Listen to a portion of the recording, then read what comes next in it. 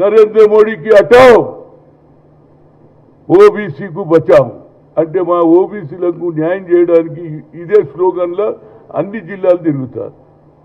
నరేంద్ర మోడీ ఉన్నావు, నువ్వు ఓబీసీ అంటావు, మేము కనిపించవురా బాబు నీకు అంటే నువ్వు ఓబీసీలో ఉండి నువ్వు ఓబీసీలకి అన్యాయం చేస్తుంటే అగ్రకులాలు ఉన్నటువంటి రాహుల్ గాంధీ కానీ రేవంత్ రెడ్డి కానీ ఇక్కడ కులగను జరిపినాము.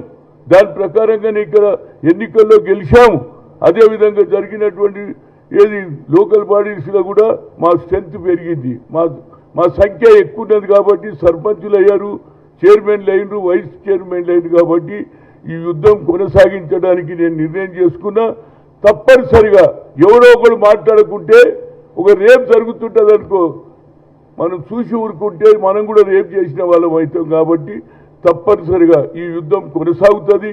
ప్రతి 12 నేను ఫస్ట్ మహబూబ్నగర్ పోతున్నా, ఆ తర్వాత కంటిన్యూస్గా ఇతర జిల్లాలలో 10 జిల్లాలలో తిరిగి ప్రజలను మేలుకోలు చేసి ఈ ఇంక్లూడ్ జనగణనలో ఓబీసీ ఇంక్లూడ్ అయ్యే వరకు అందులో ఎస్సీ ఎస్టీలో ఉన్నారు, అందులో మళ్ళీ ఓబీసీలు ఉన్నారు, మైనార్టీలు ఉన్నారు. వీళ్ళందరికీ అవసరం లేదా?